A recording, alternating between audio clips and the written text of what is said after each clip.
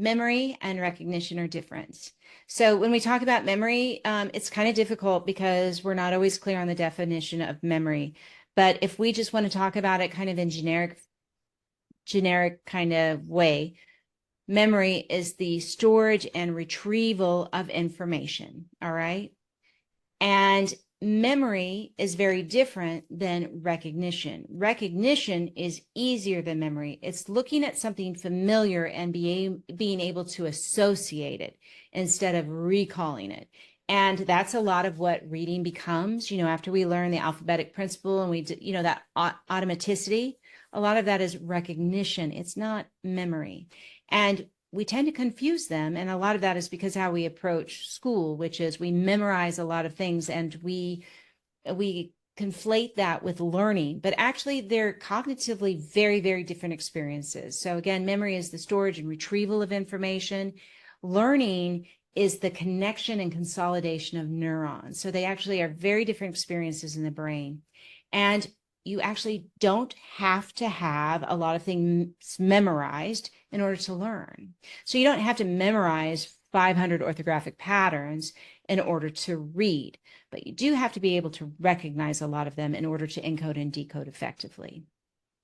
So that is the difference between memorizing a bunch of stuff and the program that we use that develops recognition. Now, the way you develop recognition, which can turn into memory, right? But the way you develop recognition is through highly repetitive and accurate exposure. And learning science is very clear about this. Like, it's much more than a recency effect that we have with memory. It's much more than, different types of strategies in memorizing. But we make sure that the recognition is accurate. And that's why it's really important to have an instructor and why a kiddo doesn't just sit in front of this platform and do it by themselves. They always have somebody kind of guiding them to make sure that that recognition is accurate. So how does recognition look different than memorizing? And how how's an instructor going to ensure or help the level of accuracy? Because mistakes are going to happen, right? Right. So there's two parts. How does it look, right? Mm-hmm. We all had to memorize our state capitals. All of us did. But how many friends as adults do you have that actually know all their state capitals? Of course, there are some, right? Because they've either been to all the capitals or it's been something they're pretty proud of and they kind of trot it out like a party trick every once in a while. But very few of us can recall that kind of rote and arbitrary information that we memorized in school.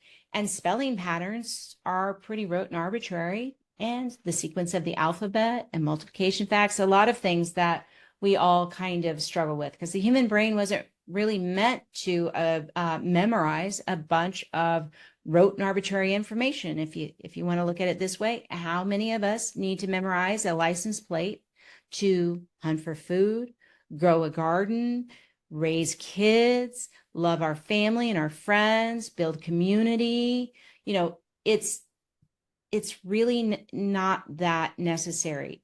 And the evidence of that is all of the technology and tools that we have invented all along the human existence to make up for our poor abilities to memorize rote and arbitrary information, from the abacus to the computer to the smartphone. We have all sorts of tools that help us circumvent this weakness in the human experience. It's not the child's weakness. Our brains are not meant to do that. How is that related to reading? Because memorizing a multiplication table and that's in that different activity than reading.